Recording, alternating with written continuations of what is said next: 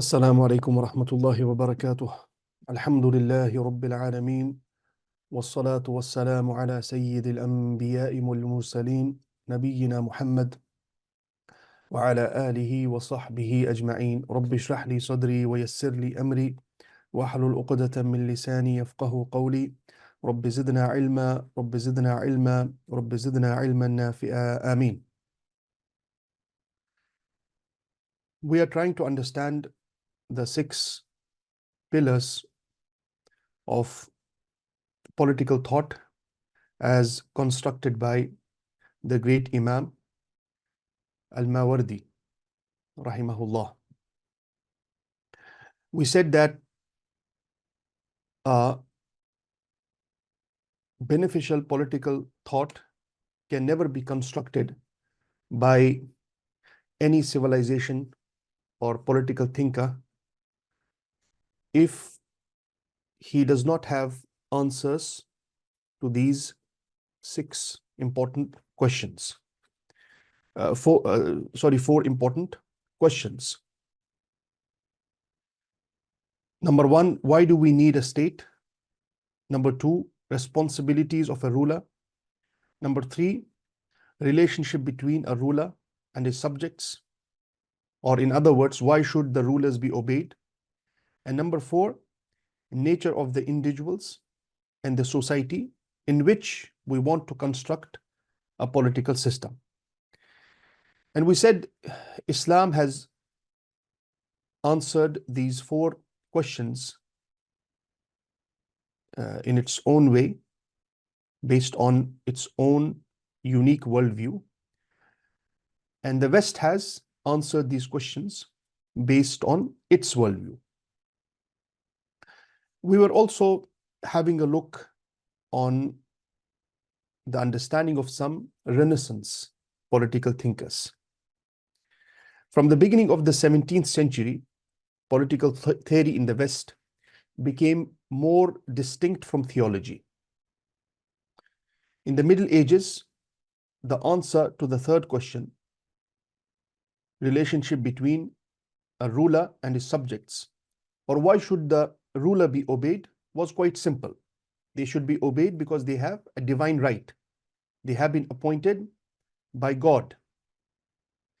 But in the Renaissance period, this answer became more and more complex.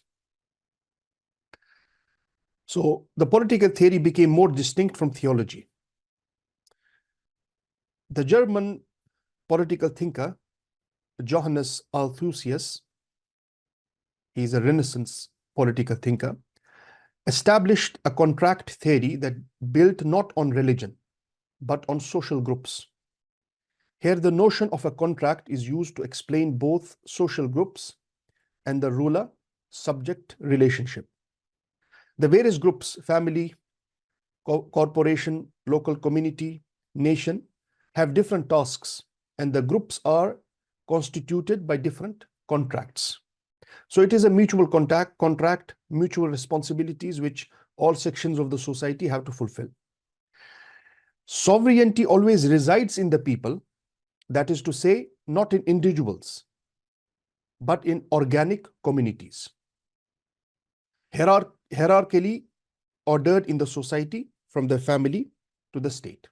So sovereignty belongs to this society as a whole, which are arranged hierarchically in this structure, social structure, from family to the state.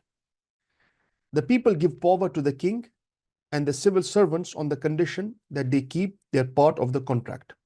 In this way, Althusius was able to explain how the king and the bureaucracy hold certain power, while the sovereignty always resides with the people. So this sovereignty is subservient to the fulfillment of the mutual contract. This is all explained by consent, contract between groups, and not by specifically religious concepts. So this was a breakthrough in the Renaissance. When the national states were established, the question arose of the relationship between these independent states. there was no longer any institution that could regulate the relationship between them. Moreover, the legal conceptions found in the national states were based on the opinion that laws are created by a national king and that they are therefore applicable only to his state. And after these national states were created in the West, another problem rose, which is the question of relationship between these independent states. Now, how to regulate the relationship? And another important Renaissance political thinker tried to answer this question. This is all realpolitik. When thinkers engage with the reality and they, in their thinking and theories, they provide solutions to the actual problems in their particular context and society. So we have, for example, the Dutch lawyer Hugo Grotius. He's also a Renaissance thinker. I explained the importance of these Renaissance thinkers because their thinking, their theories, their philosophies is the foundation of the West. This Dutch lawyer and legal philosopher, he's also very important in understanding international relations, provided a juridical solution to the dilemma by returning to the idea of natural law. There are certain laws that are superior to the individual national states, and that regulate the relationship between them. By developing the idea of natural law, he provided the basis for an international law superior to those of particular states. His efforts on this point gained approval and became incorporated in the concept of international law that resulted in the League of Nations and the United Nations eventually. Grotius lived during the 30 Years' War, which we pointed to in the previous discussion. As a result of religious political conflicts, he was sentenced to imprisonment for life in 1618, but he escaped, concealed in a bookcase.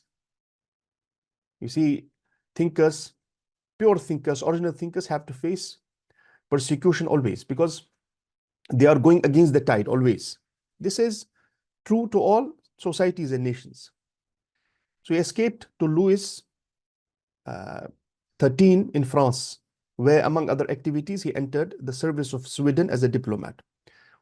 So on and so forth. Grotius's best known work is The Law of War and Peace.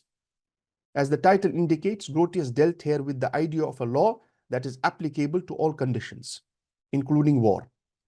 God has given human beings a natural need for fellowship, and this can be recognized by all human beings independently of revelation or theology.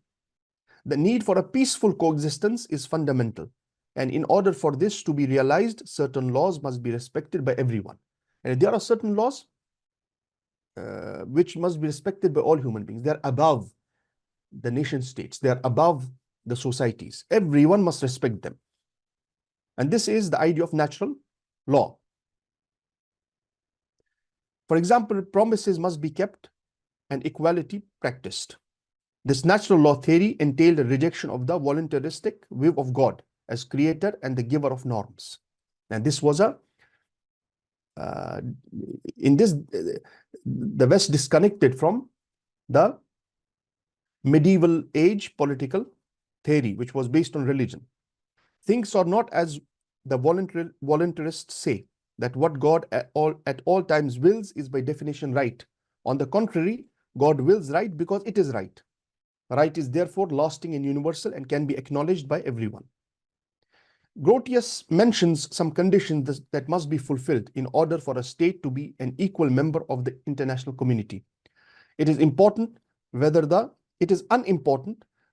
state is large or small, but the state must be stable and able to honor its treaties. These are criteria that are also applicable and used today in our times.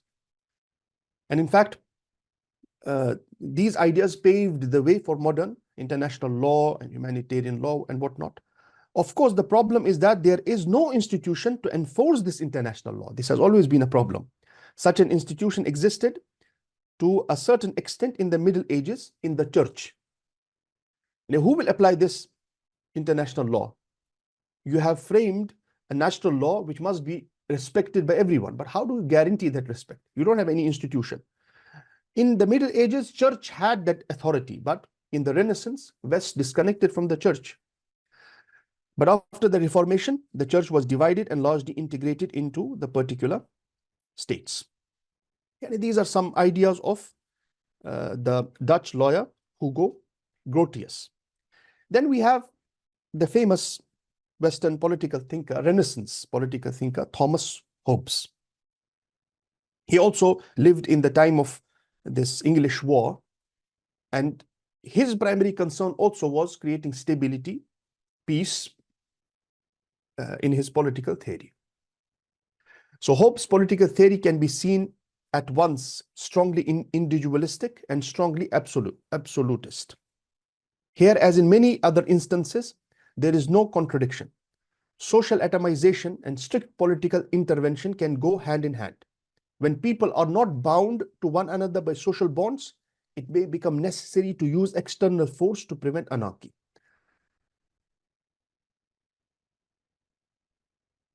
So again, the same ideas were enhanced and used in a better way. In Hobbes' case, this association of individualism and absolute government may be interpreted as an expression of the situation at an early and unstable stage in the development of the national state and market economy. The state needed a strong king who could abolish the old privileges of the nobility and secure peace and order, and who could guarantee the customers and rivals keep their trade agreements. In a situation of universal competition of man with man for survival, the only means of securing life and property is a strong government under an absolute monarch. Hobbes seems to hold some of the same views as Machiavelli.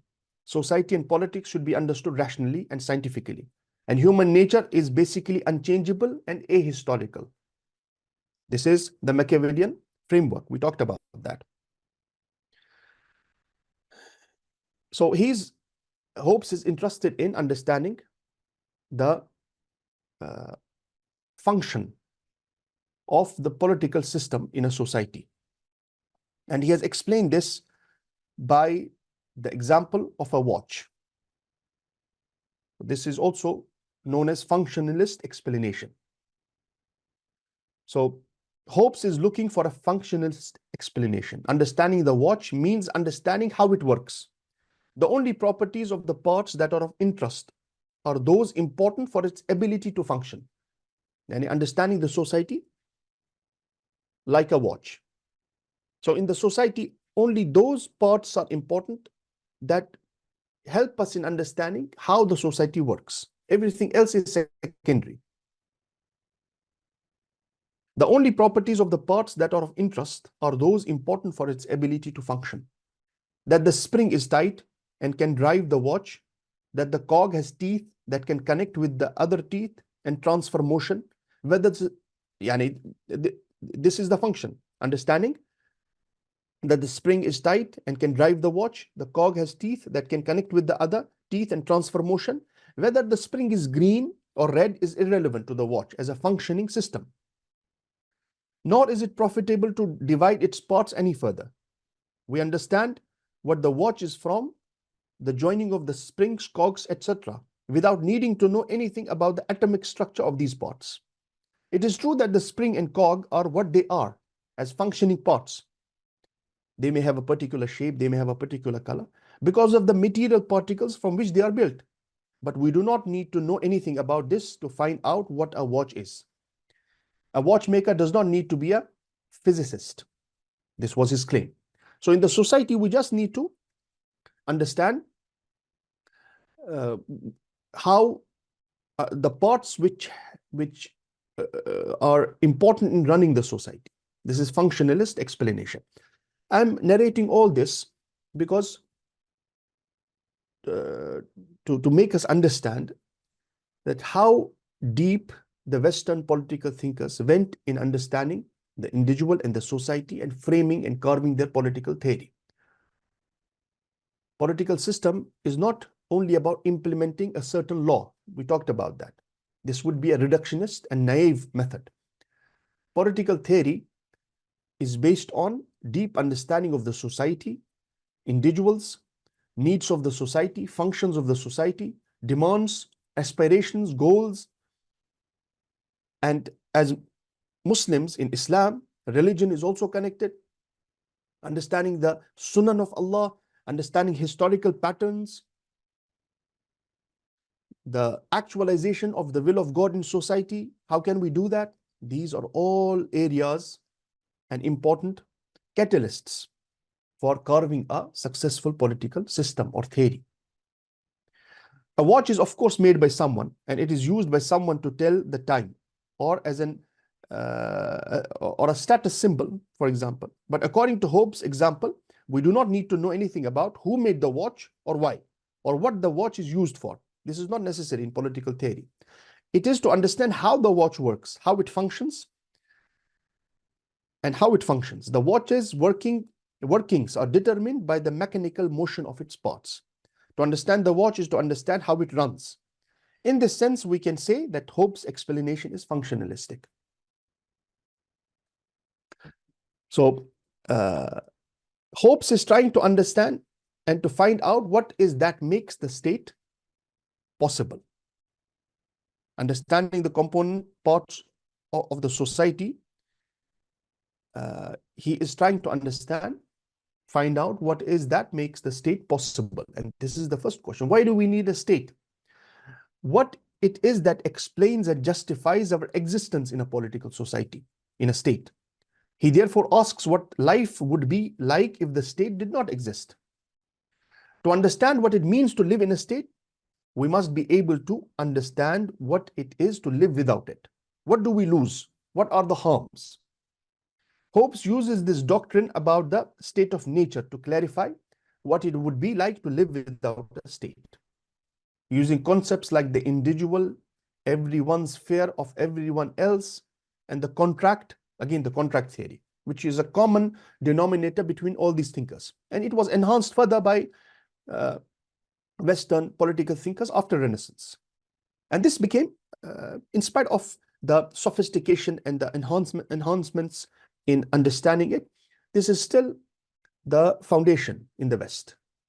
Political system is a contract between the individuals of the society and the society and the ruler. So Hobbes uses his doctrine about the state of nature to clarify what it would be like to live without a state.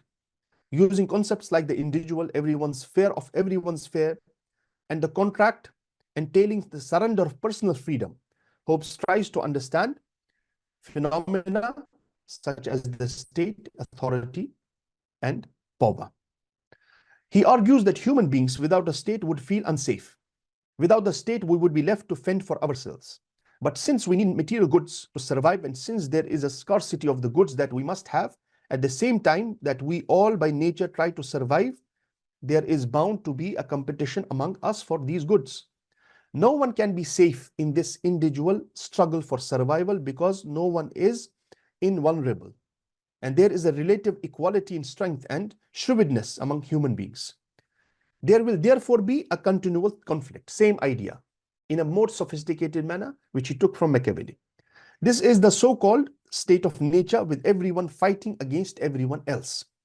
The component parts are thus the particular human beings or individuals. Their basic aim is self-preservation. This is the result of the analysis by which Hobbes wishes to explain social phenomena. So, and this is what justifies the existence of the state. That is to say, the individual accounts for three sources of conflict. And the conflict in the society can never be stabilized without a state. And the individual accounts for three sources of conflict. There are three main sources of conflict: competition, uncertainty, and the aspiration for honor. You see how they're incorporating the psychological, social philosophies, in politics. This is a kind of integration of ulum, integration of sciences, using psychology, sociology, anthropology in understanding the political system or carving a political system. And sometimes the Renaissance and post-Renaissance philosophers, in spite of them discarding religion from this discourse, they still use religious concepts without calling them religious concepts. So as a motivation, fear is the most important. Fear is what drives a human being into a politically ordered society. Within such a society, everyone's fight against everyone else is abolished as regards security of life, but financial competition and the aspiration of honor can continue. It is a driving force. It is a positive force. And these thinkers, they created this political understanding because of the context they lived in, because of the reality. As I said, there was a conflict in their times. In the times of Hobbes also, there was English war going on for 30 years. You can Google and understand the historical context of this war. We will not go into that. So their main concern was creating stability. This is what we called realpolitik. Now, these are the concerns of the Western Renaissance philosophers. I gave some few examples here and there. This is not our topic. Do we have the same concerns? We may have some of these concerns, but not all of them. Or we may have a higher concern which we don't share with the West, like actualization of the will of God. And what do we achieve by actualizing the will of God in a political system, in a society, in a comprehensive way? What do we achieve? Do we achieve stability, peace, security, prosperity? Or we just need to apply the will of God, irrespective of do we achieve these things or not? So, for example, if we implement Islam in our times, we may face poverty, for example, we may face hardship, difficulty.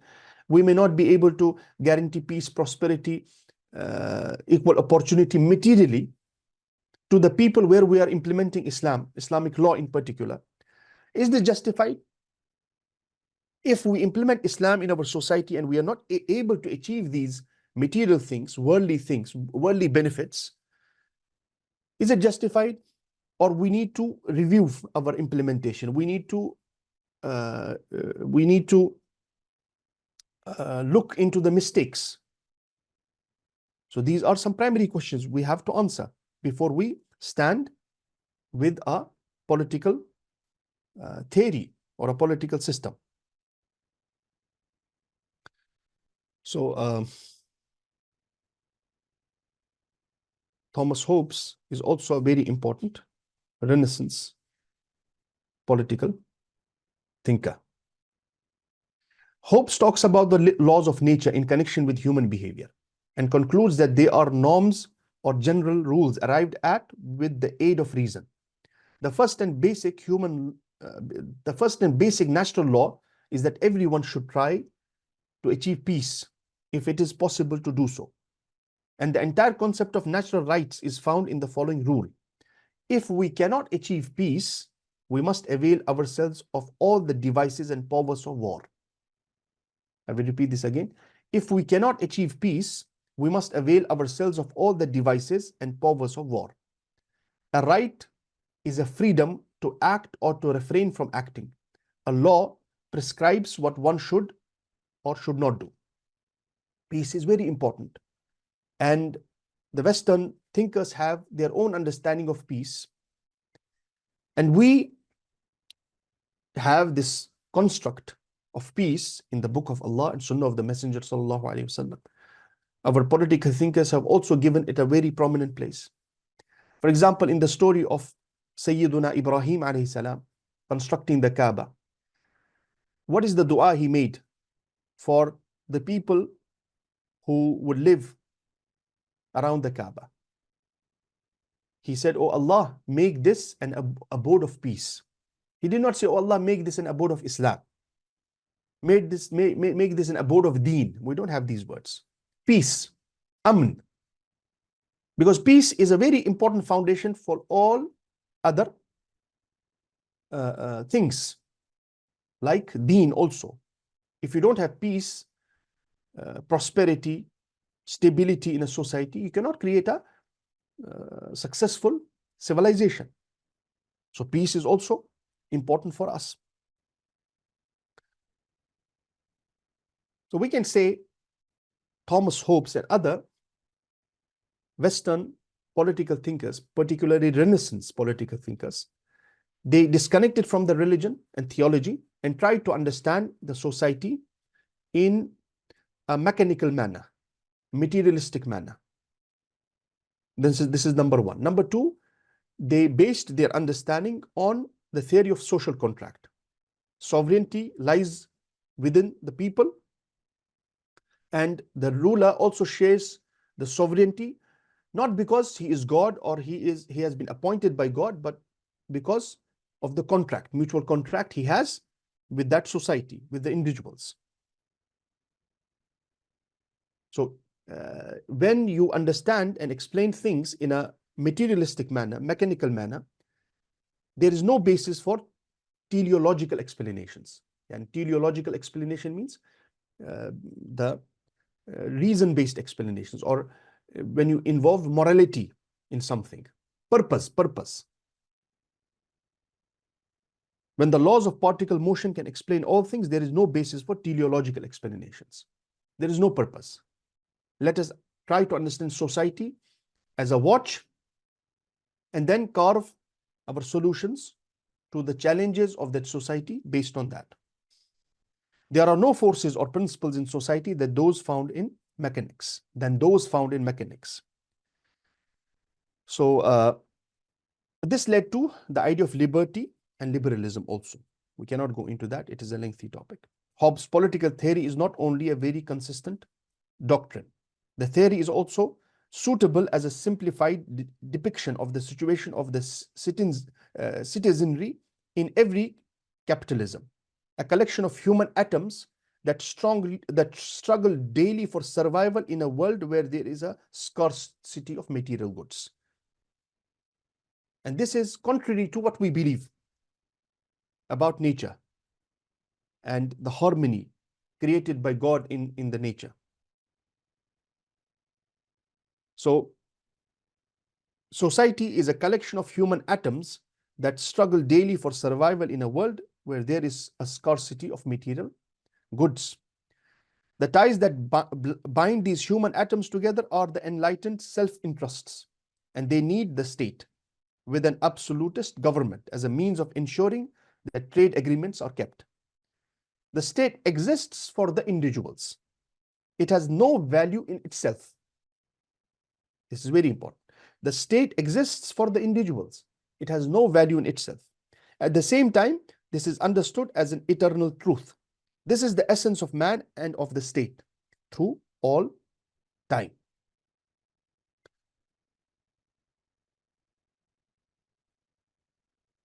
So with this terminology, and if we differentiate between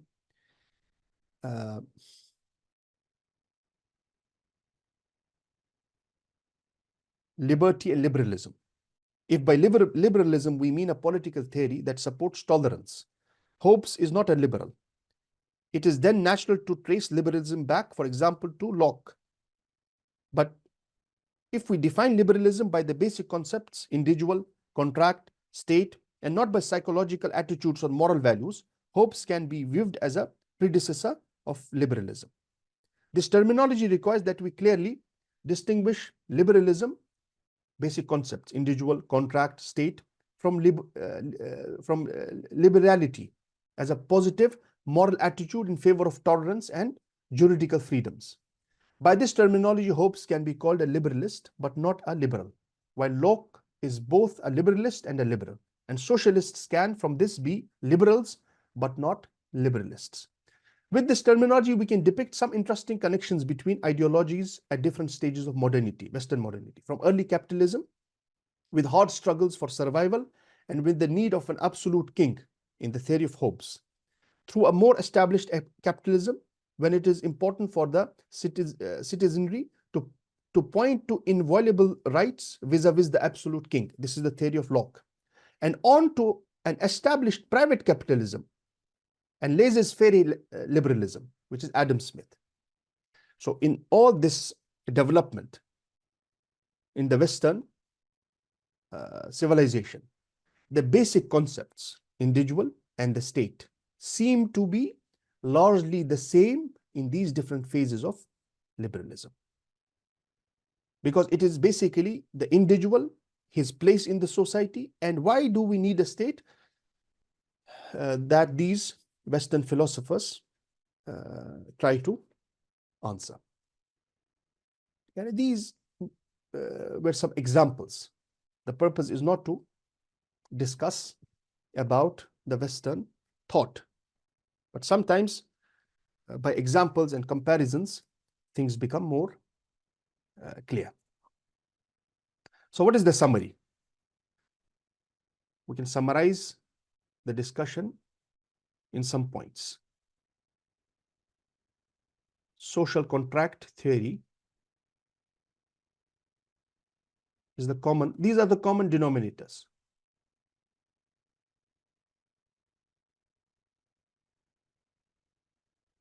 It remained and remains a very important foundation in the West. Sovereignty lies with the people. The ruler shares the sovereignty based on the social contract.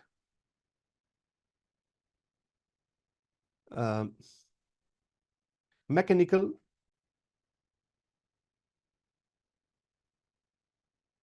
understanding of society.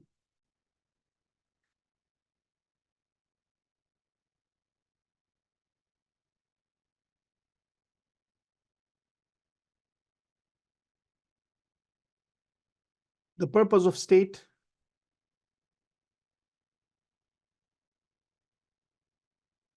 is to create stability and peace, because conflict is intrinsic to the society. Conflict is intrinsic to the natural world, to the nature and the human state also. Another common denominator is no religion. Religion has no role in politics. Or politics is not teleological. Teleological. It doesn't have higher purposes. It has purpose or purposes, but they are worldly. It doesn't have higher purposes. Or we can say theology has no role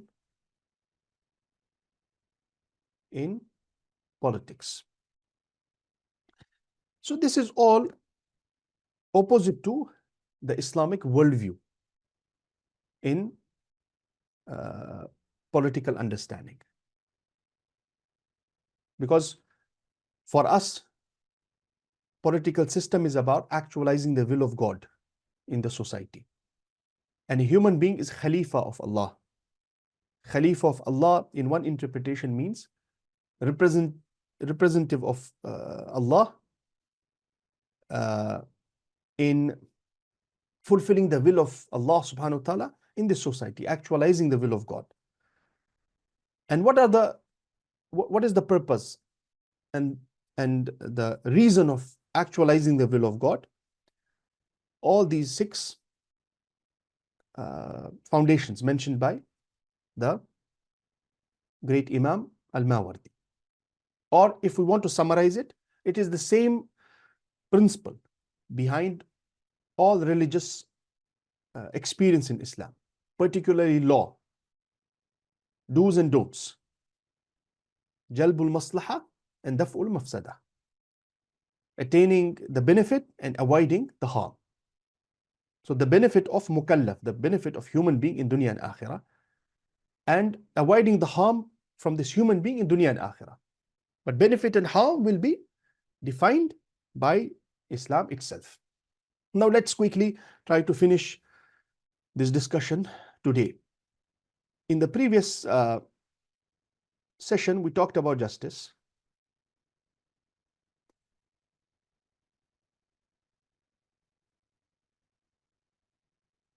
Or let's see, the importance of worldview is in everything, even in small matters, which we sometimes don't consider. Like if we want to take an important note, our method is we mark the point from above. This is the method of the Salaf, and it is found in many manuscripts, not from below. So marking or noting something from below is the Western method. Okay, like this. If we want to mark this, this is Western method. And marking from above is the Islamic method. You can see the importance in worldview even in these small matters. So we talked about justice and also the importance of these higher principles in political thinking. We said political system in Islam is not a naive and reductionist implementation of some laws here and there. It is the fulfillment of higher principles based on Islam in a society. And implementation, understanding of these principles and implementation in a comprehensive manner. So justice is one of the founding building blocks of this system. And we also talked about the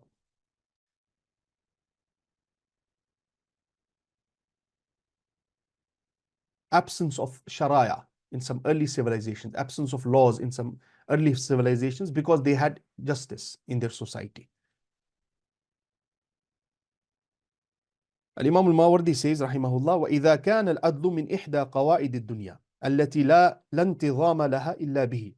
When it has been established that justice is from the main foundations of worldly matters, which cannot be governed except by it. The worldly matters cannot be governed except by justice. وَلَا صَلَاحَ فِيهَا إِلَّا مَعَهَا. And the worldly matters cannot be perfected except by justice. وَجَبَ أَن يَبْدَأَ بِعَدْلِ الْإِنسَانِ فِي نَفْسِهِ ثُمَّ بِعَدْلِهِ فِي غَيْرِهِ. So it is obligatory, important, that a human being begins by developing this quality within himself. Justice with himself first, and then with others.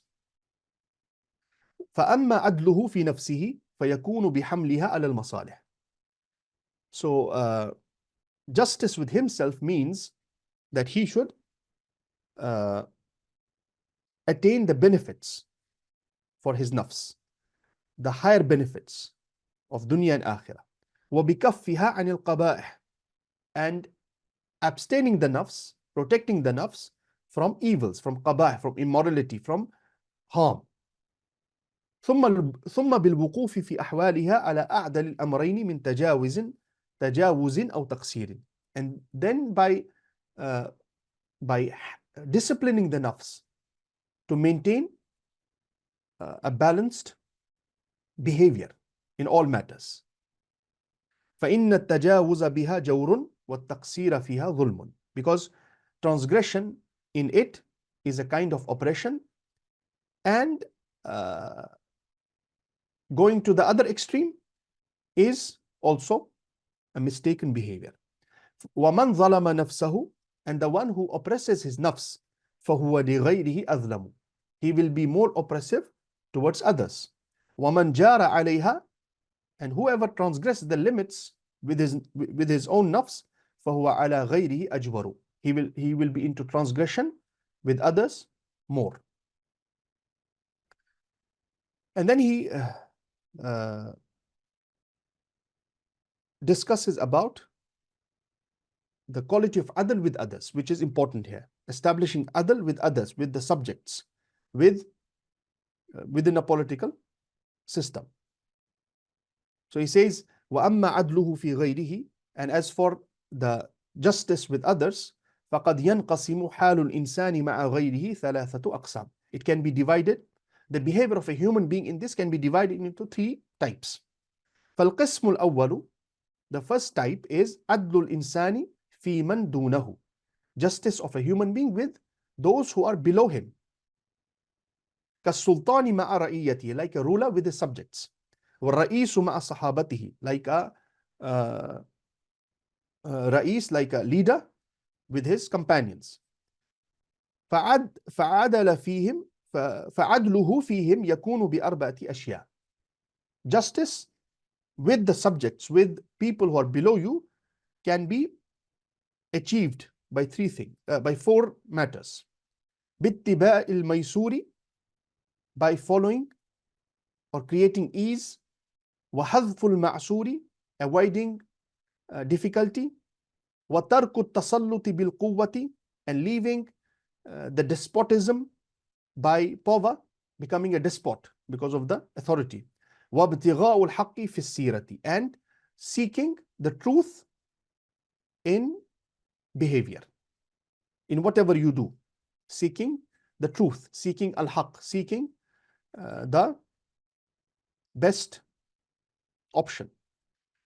These are the four things. Subhanallah, this book, Adab Deen wa Dunya, is one of the best and most comprehensive works of Imam al-Mawardi.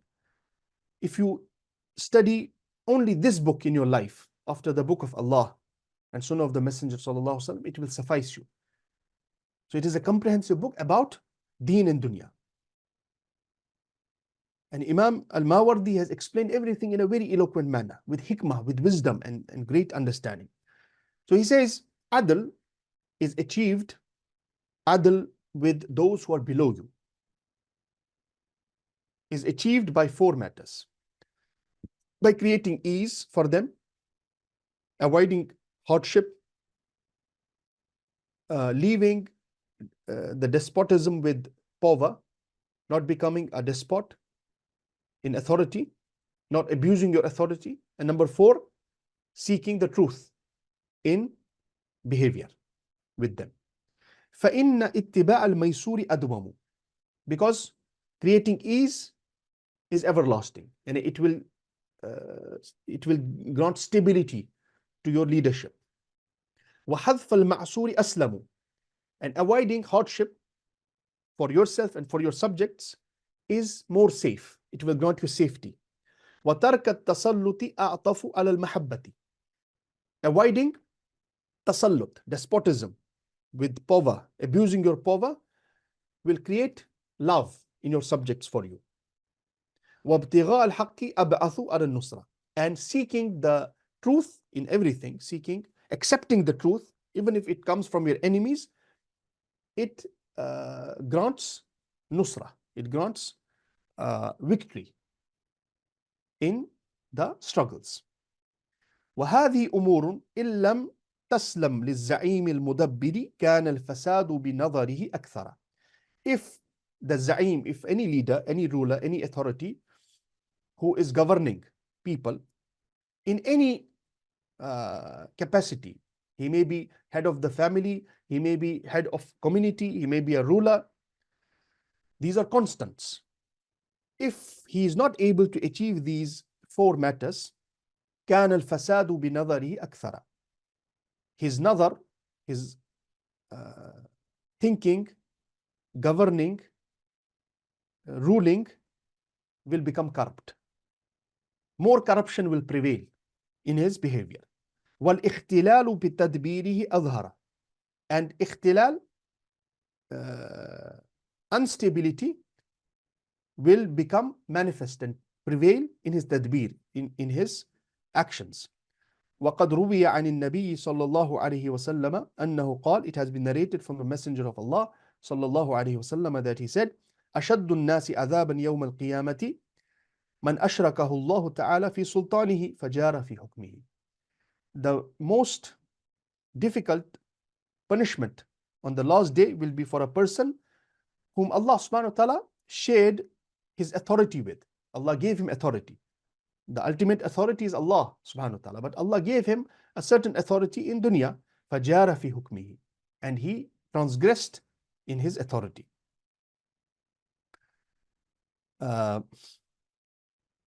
This has been quoted as a hadith by al-Imam al-Mawardi, but the correct opinion is that it is the saying of a famous tabi'i, al-Imam Tawus, rahimahullah.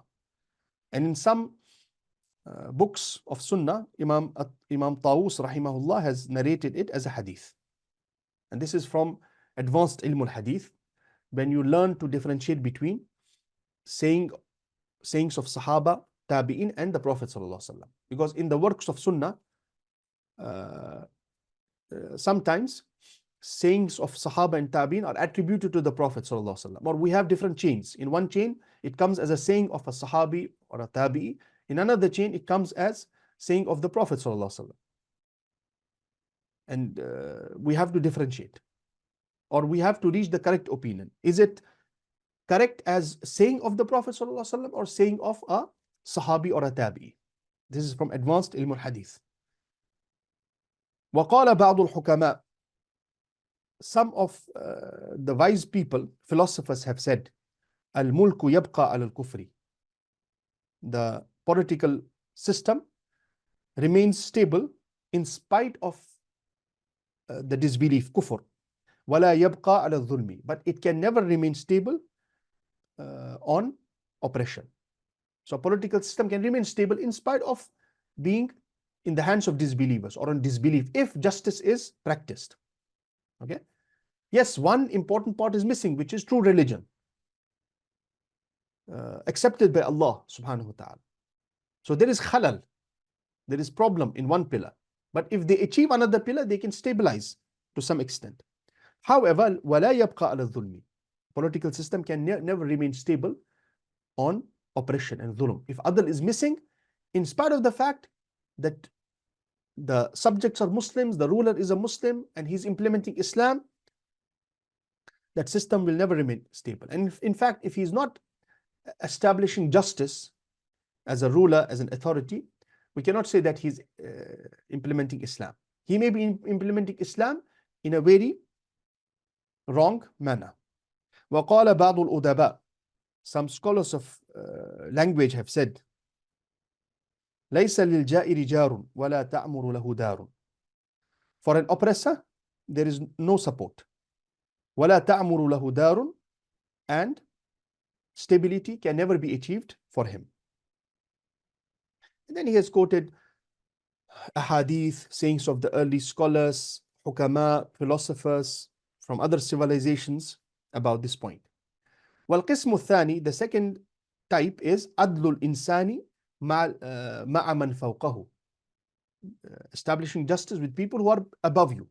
كَالرَّعِيَّةِ مَعَ سُلْطَانِهَا. Like subjects with their rulers. وَالصَّحَابَةِ مَعَ رَئِيسِهَا. Like companions with their leader. وَذَلِكَ يَكُونُ بِثَلَاثَةِ أَشْيَاء. And it can be achieved, عَدْلُ الْإِنسَانِ, justice with people who are above you, with authorities. It can be achieved by three things, بِثَلَاثَةِ أَشْيَاء. Number one, بِإِخْلَاصِ الطَّاعَةِ. Sincerity and obedience. Number two, وَبَذْلُ النُّصْرَةِ. Giving your support. Number three was صِدْقُ الْوَلَاءِ. And truthfulness in allegiance. These are the three things which guarantee adl of a person with those who are above him. فَإِنَّ إِخْلَاصَ الطَّاعَةِ أَجْمَعُ لِلشَّمْلِ. Sincerity in obedience, it creates unity. وَبَذْلُ النُّصْرَةِ أَدْفَعُ لِلْوَهْنِ. Giving support, sincere support and nusra, it repels weaknesses in that society, weaknesses in that system. وَصِدْقُ الْوَلَاءِ. And the truthfulness in allegiance, أَنْفَى لِسُوءِ الظَّنِّ. It removes bad dhan. وَهَذِي أُمُورٌ. Bad dhan, thinking bad about the people in authority. وَهَذِي أُمُورٌ إِن لَمْ تَجْتَمِعْ فِي الْمَرْئِيِّ تَسَلَّطَ عَلَيْهِ مَنْ كَانَ يَدْفَعُ عَنْهُ وَاضْطُرَّ إِلَى اتِّقَاءِ مَنْ كَانَ يَقِي عَنْهُ. If these qualities are not achieved by the subjects, تَسَلَّطَ عَلَيْهِ مَنْ كَانَ يَدْفَعُ عَنْهُ وَاضْطُرَّ إِلَى اتِّقَاءِ مَنْ كَانَ يَقِي عَنْهُ. If these qualities are not achieved by the subjects, the authority which he hates and repels will become dominant on him. وَاضْطُرَّ إِلَى اتِّقَاءِ مَنْ كَانَ يَقِيئًا. And he will be forced to take refuge and support in those from whom he used to run away, or from whom he used to abstain. And then he again quotes the great hukama and philosophers. He says, وَقَالَ بَعْضُ الْحُكَمَا, some wise men have said, الظُّلْمُ مَسْلَبَةُ النِّعَمِ. Oppression, it snatches, or it becomes a hurdle in the path of ni'am, blessings. وَالْبَغْيُ, and transgression, مَجْلَبَةُ النِّقَمِ. It brings hardships and difficulties. Niqam is antonym of ni'am. وَقَالَ بَعْضُ الْبُلَغَاءِ, some eloquent scholars of Arabic have said, إِنَّ اللَّهَ تَعَالَى لَا يَرْضَى عَنْ خَلْقِهِ إِلَّا بِتَعْدِيَةِ حَقِّهِ. Indeed, Allah subhanahu wa ta'ala does not accept or is not pleased from his creation except by fulfillment of his rights. وَحَقُّهُ شُكْرُ النِّعْمَةِ. And the right of Allah is شُكْرُ النِّعْمَةِ, thankfulness, gratitude of his blessings. وَنُصْحُ الْأُمَّةِ, and nasiha, sincere advice to the ummah. وَحُسْنُ السَّنِيعَةِ, and doing good with people. وَلُزُومُ الشَّرِيعَةِ, and obeying the sharia, obeying the commands which come from Allah subhanahu wa ta'ala. So basically, this is from gratitude. This is from shukrun ni'mah. If Allah subhanahu wa ta'ala has granted us good authorities in any sense, in a family, as a father, as parents, in another setting, in a community ruler, we should thank Allah subhanahu wa ta'ala. And this is, of course, for those who fulfill the conditions of Islam. وَالْقِسْمُ الثَّالِثُ, the third type is عَدْلُ الْإِنسَانِ مَا أَكْفَائِهِ, justice of a human being with his colleagues. They are not above him or below him. وَقَدْ يَكُونُ بِثَلَاثَةِ أَشْيَاء. It can be achieved by three things. بِتَرْكِ الْإِسْتِطَالَةِ, by abstaining from arrogance against them. وَمُجَانَبَةُ الْإِدْلَالِ, and also avoiding the idlal is avoiding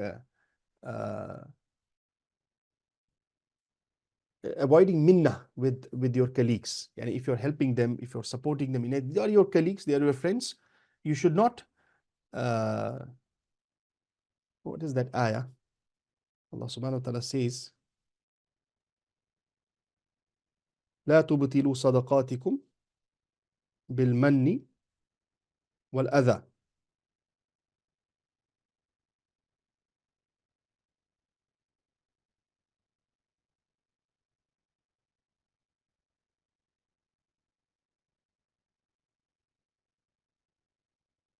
Allah subhanahu wa ta'ala says in Surah Al-Baqarah, ayah 264, O you who have believed, do not invalidate your charities with reminders or injury, as does one who spends his wealth only to be seen by the people and does not believe in Allah.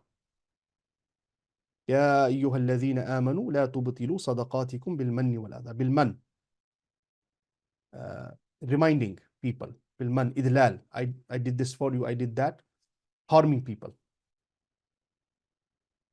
This is number two. وَمُجَانَبَةُ الْإِدْلَالِ, avoiding idlal, avoiding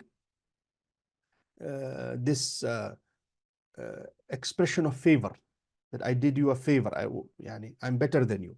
وَكَفِّ الْأَذَى, and abstaining from harming them. So these are the three things which a person, and these are the three qualities of justice with our colleagues, with our friends who are neither above us nor below us. لأن ترك الاستطالة آلف, because leaving arrogance with our colleagues is alaf, it creates concord and mutual love. ومجانبة الإدلال أعطف. And avoiding mentioning the favors with our colleagues and friends is أعطف. It creates an atmosphere of rahmah, and it creates ataf, mercy, and mutual love and comfort between us. وَكَفَّ الْأَذَى أَنْصَفُ. And abstaining from harming each other is more just. وَهَذِي أُمُورٌ إِن لَمْ تَخْلُصْ فِي الْأَكْفَاءِ. If these qualities are not present in akfa, in friends and colleagues, أَسْرَعَ فِيهِمْ تَقَاطُعُ الْأَعْدَاءِ. They quickly become enemies. So they become enemies. فَفَسَدُوا وَأَفْسَدُوا. And eventually they corrupt themselves and they cause corruption around them. Again, then he quotes some ahadith, some sayings of the early scholars, poetry. For example, he says, وَقَالَ بَعْضُ الشُّعَرَاءِ. Some poets have said, مَا دُمْتَ حَيًّا فَدَارِ النَّاسَ كُلَّهُمْ فَإِنَّمَا أَنْتَ فِي دَارِ الْمُدَارَاتِ من يدري دارا ومن لم يدري سوف يرى أما قليل نديما للندامات. So as long as you are in this dunya, keep good relationship with people. دارهم يعني accept their faults. Don't seek perfection from everyone. If you want to maintain your relationships, overlook the mistakes of people. That's why a scholar was asked to summarize good akhlaq in one sentence. What are good akhlaq? He said, good akhlaq are tahammulul adha, enduring the harms and enduring the adha of people. If you're not able to endure the behavior, sometimes wrong behavior of people and adha of people, harms of people, you cannot be of good akhlaq, because different people have been created with different capabilities, challenges, weaknesses. So this is all about adl. Inshallah, we'll talk about the next principles, which are peace, prosperity, and opportunity in the coming sessions. We ask Allah subhanahu wa ta'ala to grant us understanding of our deen. May Allah subhanahu wa ta'ala help us achieve our goals in dunya and akhirah. We ask Allah subhanahu wa ta'ala by His beautiful names and exalted attributes to cure our sick and to forgive all our dead. Ameen ya Rabbal Alameen. Wa sallallahu ta'ala ala nabiyil ummi.